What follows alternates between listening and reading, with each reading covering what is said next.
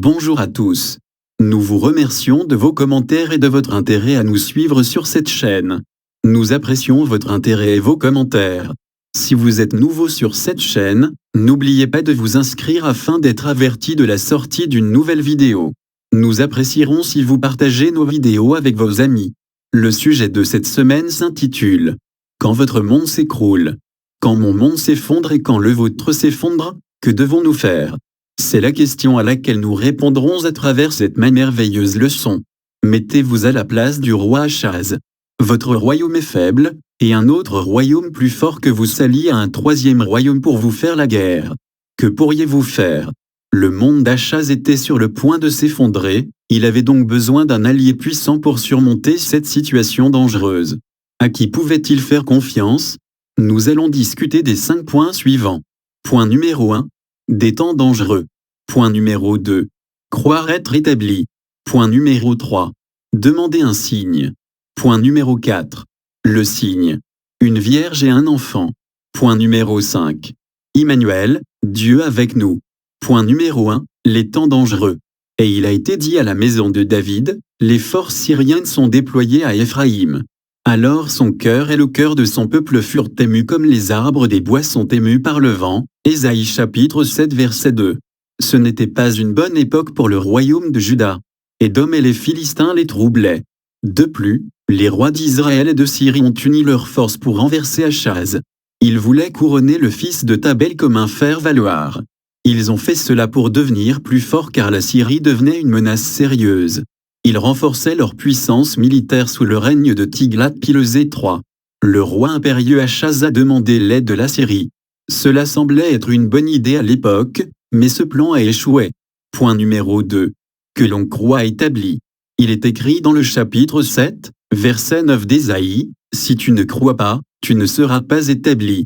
Si tu ne crois pas, tu ne seras pas établi. » Ésaïe chapitre 7 verset 9. Pourquoi Dieu a-t-il laissé Juda endurer tant de troubles ? La réponse est la suivante. Achaz a poussé son impiété jusqu'à l'extrême.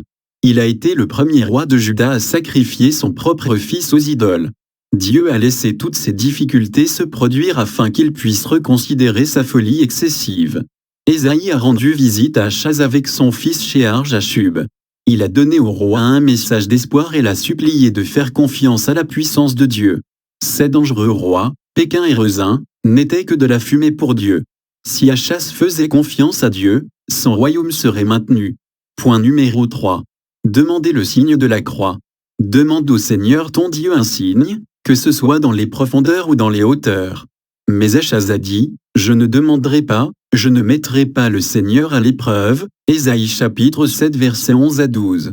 La puissance de Dieu était à la disposition d'un être humain impie, demandez ce que vous voulez.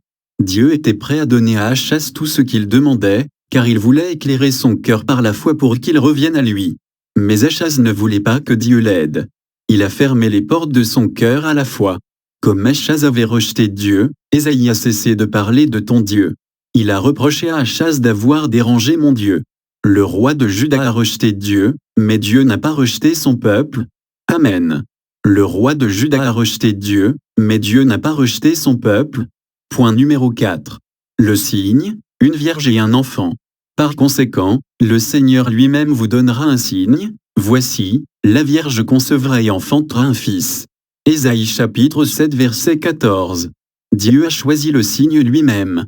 Dans 2 ans, avant qu'un enfant ne soit conçu, né suffisamment mûr pour pouvoir distinguer le bien du mal, les 2 rois ennemis n'existeront plus. Le mot vierge utilisé dans ce verset n'implique pas la virginité sexuelle, mais la jeunesse. Par conséquent, l'accomplissement immédiat et futur de la prophétie est clair, la mère immédiate était la femme d'Isaïe. Ésaïe chapitre 8 verset 4 verset 3 à 4. La future mère était Marie, mère de Jésus. Matthieu chapitre 1 verset 20 à 23.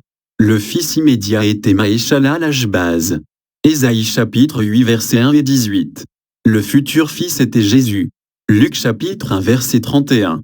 Le point numéro 5 est le dernier. Emmanuel, Dieu avec nous. Et il s'appellera Emmanuel. Ésaïe chapitre 7 verset 14. Le nom Emmanuel était un nom de signe ordonné par Dieu pour témoigner de son dessein pour Juda à cette époque.